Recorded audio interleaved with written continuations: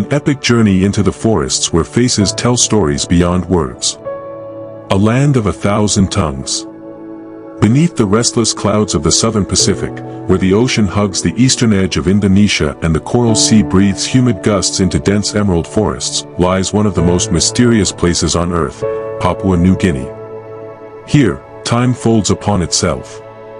It is a place where ancient spirits walk with men, where language blossoms into more than 800 dialects spoken across 600 islands and highland valleys.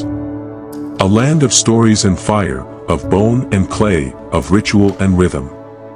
And in the midst of it all, one gesture, the human smile, can mean the difference between welcome and war.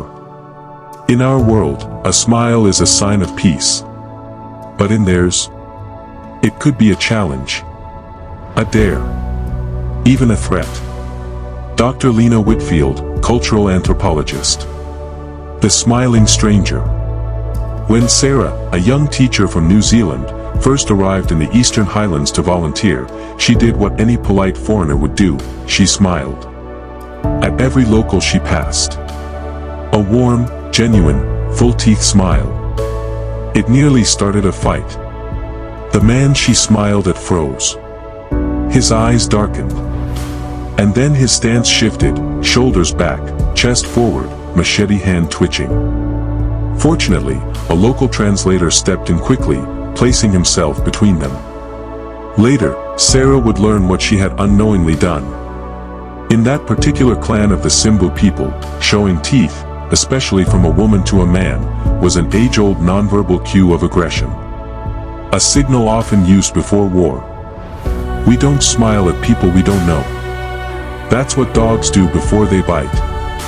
Local elder, interviewed in Kundiawa. The forest of misinterpretation.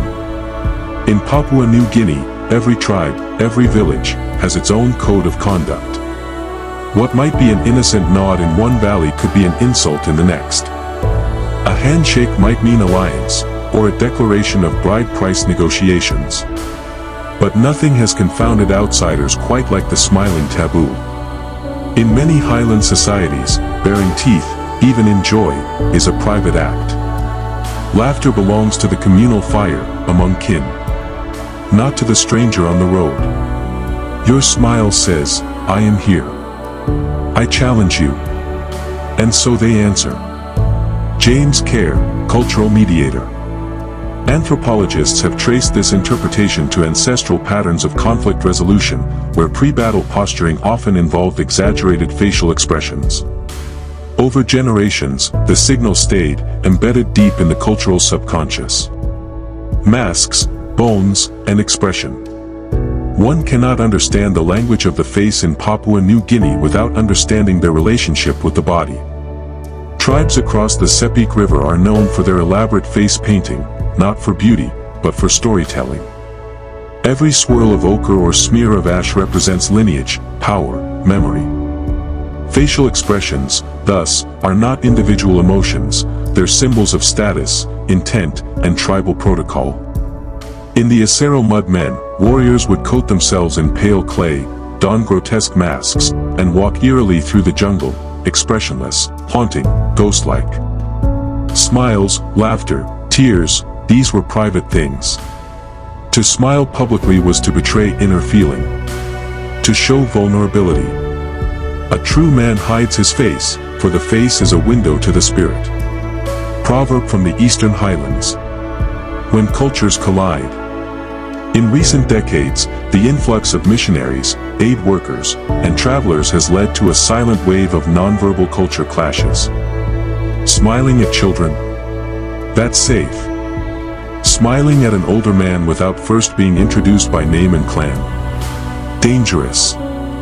Smiling during tense negotiations between tribes? Unforgivable.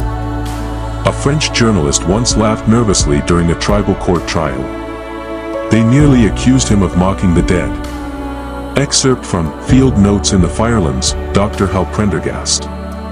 In places like Mount Hagen and Wabag, peace ceremonies often require weeks of facial restraint. Emotions are channeled through pig exchanges, yam festivals, and silent eye contact, not teeth and grins. Wisdom in the wilderness. To the untrained eye, Papua New Guinea can seem chaotic, a kaleidoscope of rituals, belief systems, and ancient taboos. But to those who listen, who walk softly through her jungles and drink her river water slowly, she reveals something profound. The rejection of the smile is not rudeness. It is respect. It is a philosophy that says, until I know your story, I will not invade your spirit with mine. In the West, we often smile as default, as armor, as branding, as habit. In PNG, the face is sacred. To smile uninvited is to step on holy ground without removing your shoes. The global mirror. What does it mean, then, for us? In an age of emojis and selfies, where digital smiling is a currency of belonging, Papua New Guinea stands defiant. She reminds us that communication is not universal. That kindness, if delivered in the wrong language, even the language of the body, can become violence. To smile where silence is sacred is to shout in a temple. Unknown Traveler's Journal, 1978. It forces us to ask, what else do we misunderstand about the world? What other gestures do we weaponize unknowingly? And if the smile can be a threat, what else might we be getting wrong? A closing reflection. In a small hamlet near the Gulf province, I once met a boy named Labby. He offered me a carved wooden turtle without a word. I smiled, reflexively. He didn't smile back. Instead, he placed the turtle gently in my palm and walked away. Later, I would learn that his gesture had spoken volumes. It was a gift, a sign of welcome, and a bond. He didn't need a smile. Because in his world, kindness wasn't teeth. It was action. Respect. Presence. And in that moment, I understood. Papua New Guinea doesn't reject friendliness. She simply demands we learn her language first. In a world eager to flatten every culture into one seamless emoji speak of thumbs ups and smiley faces, Papua New Guinea is a defiant forest that whispers. Not all things are meant to be understood so quickly. Sometimes, a smile is just a smile. But in the highlands of this untamed island nation, it could be a battle cry. Would you still smile if it meant war?